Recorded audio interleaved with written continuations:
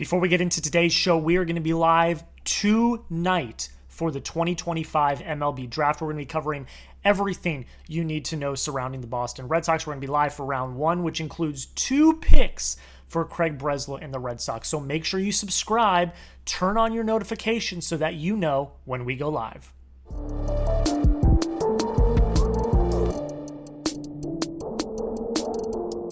Welcome back into another edition of the Red Sox Rundown, and it's draft day, ladies and gentlemen. Congratulations, you have finally made it. Welcome to draft day. Now, the MLB Draft's 20 rounds, so a lot of people don't really think about that, but that's where your future is made. That's where all of these homegrown people that the Red Sox have come from. I mean, some have come from the international pool, but Roman Anthony, Marcelo Meyer, those types of players have all come from the MLB Draft. And you can kind of make or break your future based on how you draft. And so today, I have looked at a bunch of mock drafts from all around, and we're going to talk about all of the prospects that have been linked to Boston. I have all of my scouting notes.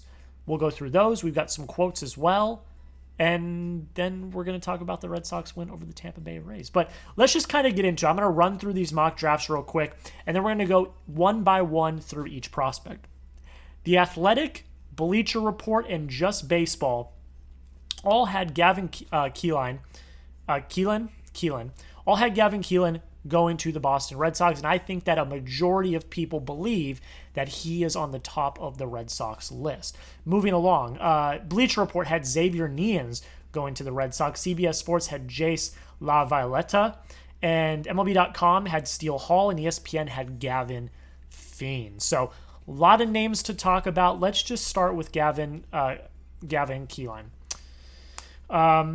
He seems to be the one that everyone is mocking. Not everyone, but a lot of people have been mocking to the Boston Red Sox. He is the second baseman out of Tennessee, had a very solid year for the Volunteers. And let's see what the Athletic had to say about him heading to the Red Sox. This is what the quote said. He said, "The Red Sox were all college last year, which is one high schooler in their top 10 picks and only 2 high school picks in the entire draft. Given their de-emphasis on in-person scouting, that seems likely to continue." Kilen scores particularly well by batted ball data and swing decisions, 2 things the Red Sox value now. I could also see them on Charles Davelin for the same reason if they were to go the high school route. Gavin Fien would be a fit. I haven't heard them on pitching in the first round, although Kyson Witherspoon and Tyler Bremner might be options if either fell here. So, Gavin's stats from this past year with Tennessee. He batted .357. He had a .441 on base, .671 slug with a 1.112 OPS, 15 home runs, 46 RBIs. Here are my scouting notes. He has a 60 grade hit tool. He has very impressive fundamentals, and he has really great mechanics. He is one of the most polished hitters, straight up hitters, in the entire draft. Another thing that I think the Red Sox really like and that he does very well is he's got a very low K rate. And over the past few years, he has improved his walk rate as well. Both things that the Red Sox value highly, and he is lifting the ball more consistently, which is another thing that the Red Sox look for a lot. Few cons, though. The power isn't there. It is kind of considered below average, and he is limited on what he can do defensively. Again, he projects as a second baseman, so the versatility might not fully be there, and he's not going to hit you a lot of power. But what I do like about him is the fact that he doesn't need to hit with a lot of power to be successful. His success comes on getting on base, running, and being an athlete. He still hit 15 home runs last year in the SEC. So that's not bad at all. Like, again, his power is probably below average, but he still has pop. Like, I look at him in the same light as, kind of a Masataka Yoshida, and I know people don't want to say that. I think he's got more upside in the power department than Yoshida, but he's someone that's going to come in, very polished athlete that is going to get on base and does not strike out, which is something that you need in this lineup. And again, these prospects, you probably won't see them for a few years, but just, projecting out, he's got a lot of traits that the Red Sox are really, really going to like. And I like him as well. I wouldn't say he's one of my favorite prospects, but in that range, the Red Sox are drafting, 15th overall, I believe is where they're drafting. In that range, I think Kilen's a perfect fit.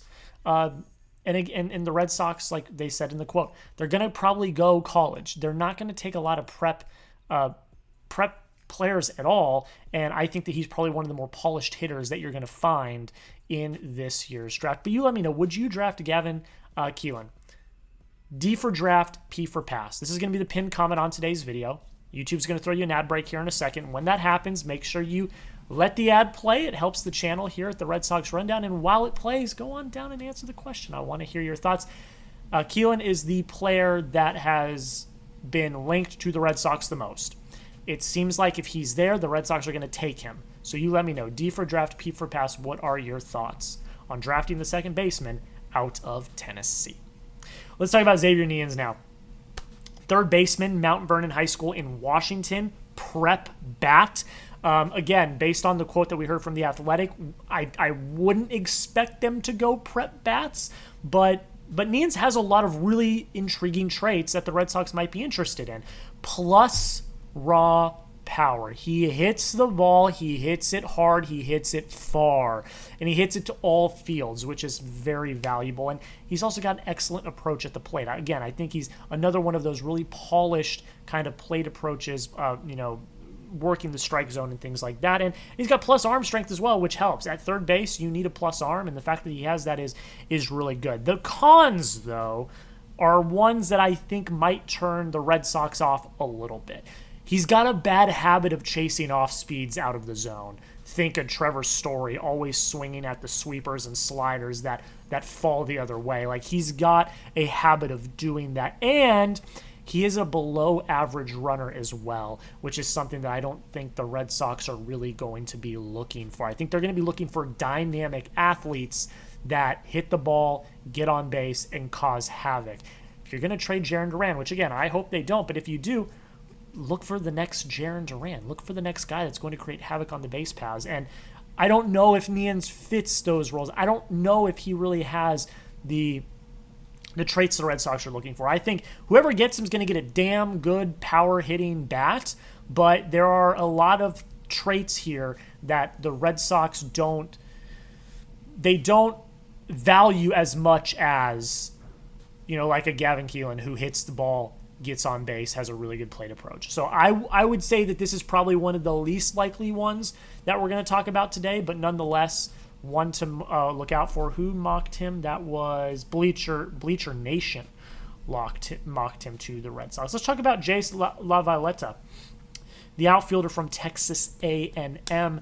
Last season, he hit 258, 427 on base, 576 slugged for a 1.003 OPS. He had 18 home runs and 61 RBIs, though.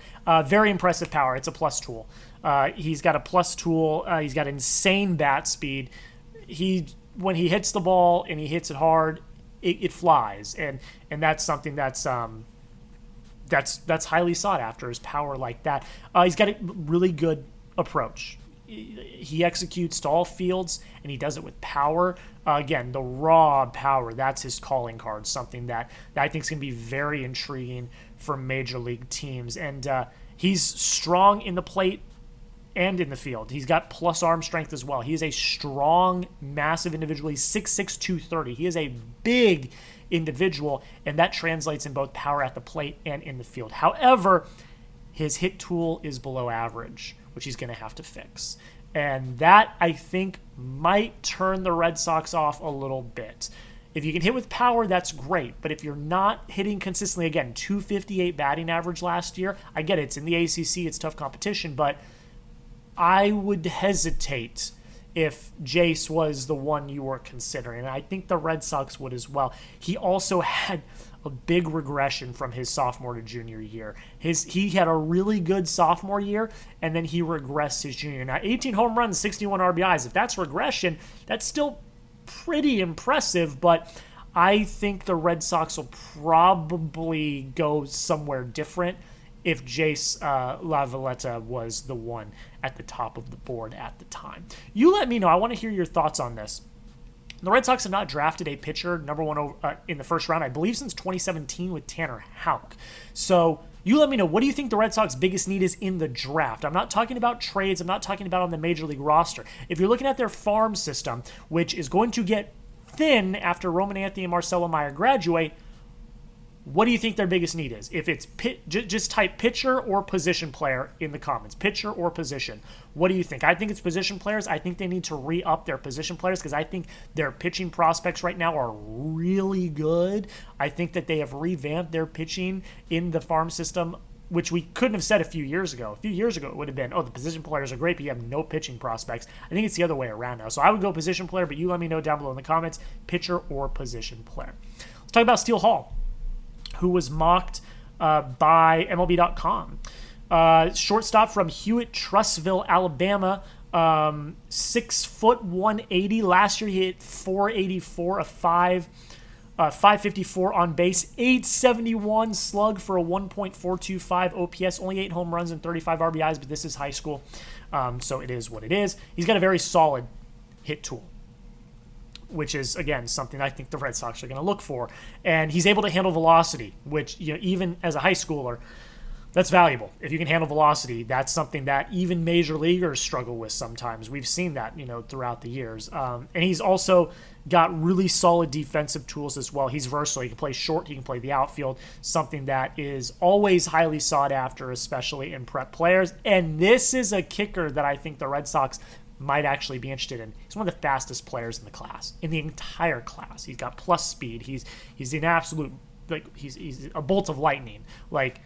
Absolutely a burner. That's something the Red Sox might be intrigued in. However, there's a lot here that I don't think they will. So I think they'd be intrigued with the speed, but now let me tell you why I don't think they're going to go for him.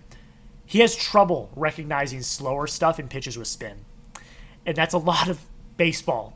It's great if you can handle velocity, but if you can't handle anything else, that's an issue. And he's got big swing and miss concerns and overall plate discipline concerns, which I think is going to hurt his stock. And I don't think that the Red Sox are looking for someone that has swing and miss concern. I think that that's a big turnoff for Breslow and the Sox. And he has not shown power either. He really is kind of one-dimensional. He's got a solid hit tool, and he can run.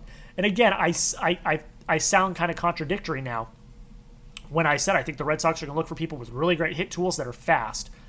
But if you can't hit slow stuff and you have a big swing and miss concern, that throws all of that out the window. You can be as fast as you can. You can hit velocity. That's great. But if you can't hit slow pitches or pitches with spin and you have swing and miss concerns, I'm out. And for that reason, I'm out. I am out. I'm sure whoever gets him will be able to mold him into a relatively intriguing prospect, but for the Red Sox, I wouldn't waste my first-round pick on Steele Hall. Then we get to Gavin Fien, who I believe we talked about probably a few weeks ago. Someone that I think the Red Sox are highly looking at as well. The two Gavins, Gavin Kilen and Gavin Fien, are the two, I think, prospects that the Red Sox are looking at heavily. Kylie McDaniel of ESPN had him mocked to the Red Sox, and here's what he had to say. He said, Fien has a good chance to land here, as long rumored. I think he's underrated due to an uneven spring after he was one of the better hitters on the summer circuit in 2024. Xavier Neans and Gavin Kilen, who the Red Sox almost signed out of high school, have also been connected here. So he's a third baseman out of Great Oaks, California, 6'3", 200 pounds. Last season, his splits were 358 average, 456 on base, 600 slug, 1.056 OPS, 5 home runs, 16 RBIs. He has a plus hit tool, and he has shown the potential to have excellent raw power. Okay, I like what I'm seeing here.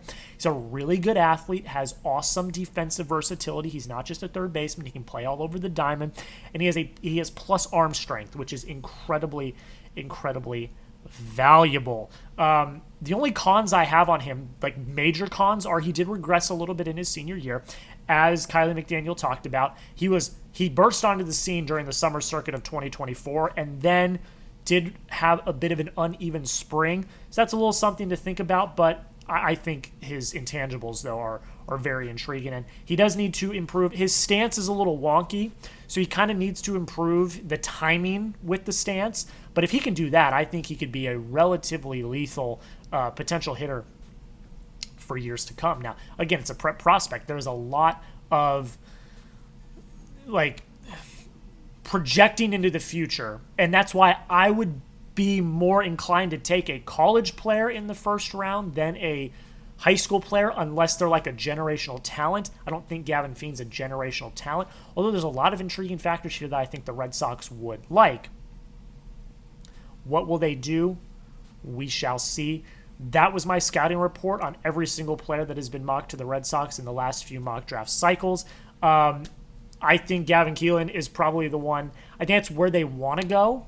Will they go there? I'm not sure. I think Gavin Fien is another name to watch out for that has been heavily linked to the Red Sox as well. I think those two names, the two Gavins, are the names to watch out for, the names that the Red Sox have been constantly linked to, and I would be okay with either of them. I would be more inclined to take the college player, but if you get a Gavin Fien who is this prospect that you can mold for years and years and years in your minors, and then 3, 4, 5 years down the line, he is an absolute world beater, and he is like your third baseman of the future because Alex Bregman's not getting any younger. That's great. I'm fine with either of those, but those are my scouting reports. I'm high on a lot of these guys. I think that it's going to be interesting to see what they do tonight in round 1 of the MLB draft. They got 2 picks, so we'll see what happens. I'm interested to see what they do with those 2 picks. But you let me know. Name a player you want the Red Sox to draft. Be realistic. Ethan Holliday's not going to be there. Liam Doyle's not going to be there. Seth Hernandez isn't going to be there. Kate Anderson's not going to be there. Be realistic. Of the names that are in that range, let me know. Name a player you think the Red Sox should draft. I want to hear your thoughts down below in the comments. We're going to talk about the game here in a second, but first, make sure you hit that subscribe button. I've already told you guys we are going to be live tonight for round 1 of the 2025 MLB draft. And then after that, I'm going to have short form content on all 20 draft picks that the Red Sox have, or 21 draft picks that the Red Sox have. I'm going to have a short for each one of those, everything you need to know about those prospects. We'll also have long-form videos as well, breaking down the prospects as well. So don't miss out. Hit the subscribe button, turn on your notifications. Don't miss wall-to-wall Red Sox draft coverage. It's going to be absolutely awesome. This is one of the best weekends of the year because it is all baseball all the time. So don't miss out. Hit that subscribe button. Join the family. I'm going to be quick about this. There's not really a lot to talk about. Red Sox win 1-0. You are 7 games over 500. You have a game lead on the second wild card spot in the AL wild card. You have won 9 straight. You are the hottest team in baseball. You cannot be stopped. 2 names to talk about. Garrett Crochet is your ace. His first ever complete game shutout. He gives you 9 innings, only gives up 3 hits, strikes out 9. There's not much more to say. He is your ace. He is a certified dog. He has the most strikeouts in baseball. He looks fantastic, and he doesn't look like there's any sign of him stopping. This is huge. That was huge for him to go complete, because the day before, when Hunter Dobbins, who has now torn his ACL, which we talked about in a short earlier yesterday, you depleted basically your entire bullpen. The only people that didn't pitch were Aroldis Chapman and Garrett Whitlock. So you needed Crochet to go long, but for him to go the complete game is highly valuable. You need Bayo to go 6 or 7 tomorrow so that you can really rest your bullpen and go into the All-Star break. But Crochet, he's your ace. He's a stud. I'm very, very happy that he's on our team. It's just really, really great to see. And then Carlos Narvaez has the lone RBI for the Red Sox. You only get 5 hits, 3 walks. You strike out 7 times. Carlos Narvaez comes up clutch in, the bottom of the 4th to score Roman Anthony. That was really great to see. 5 hits, 1 for Duran, 1 for Rafaela, 1 for Anthony, 1 for Narvaez, 1 for Story. Everyone else was quiet on the day. But the Red Sox are winning ball games. You win this series. This is basically a sweep because you took 3, but it's a 4-game series, so they're going for the sweep today. You've won 3 straight series, which is great to see, and you are starting to prove that you're actually legit because, everyone was saying, oh, they swept the Nationals and the Rockies. Those teams are two of the worst teams in baseball. Okay, well, now you're playing a Rays team who, up until this point, was pretty damn good. They were in a wild card spot. They're 4 games over 500. Like, they're a pretty damn good team. And you've punched them in the mouth 3 nights in a row and won 3 games. And you've got the chance to 4-game sweep them, win 10 straight right before the All-Star break. Sox are looking legit, and they got to keep it going because they are proving to everyone that they are a legit team and that they need to buy at the deadline. So will they? We'll see. I think they will, but I think it's going to be a buy-sell type scenario. We'll see what happens. I'm very excited. It's a fun time to be a Red Sox fan and to have the confidence that every day you go out there, you're going to win. We haven't had that in a long time. But this team is starting to – they're getting hot. And now they got hot last year right before the All-Star break, and then we know what happened after that. So hopefully they can continue it after the All-Star break. But again, you got that gauntlet, that NL gauntlet after. So we'll see what happens. I hope the Tigers beat the Mariners today. The Tigers, the best team in baseball, decided to go cold against the Mariners. The Mariners have won 2 against them. So you haven't made any cushion in the wild card. So hopefully the Tigers win today. I freaking hope, but it is what it is. But let me know, do the Red Sox sweep the Rays? This has been a very long video, so I'm going to get out of here. Do the Red Sox sweep the Rays? Y for yes, N for no. Brian Bayo's on the mound today. I'm going to say yes. I think they got all the momentum. I think Brian Bayo's been looking good. I'm going to say yes, but you let me know. Y for yes, N for no. Do the Red Sox sweep the Rays? Make sure you hit that subscribe button. We're going to be live later tonight for the MLB Draft. Don't miss out. I appreciate y'all. I hope you have a great day. Until next time, go Sox.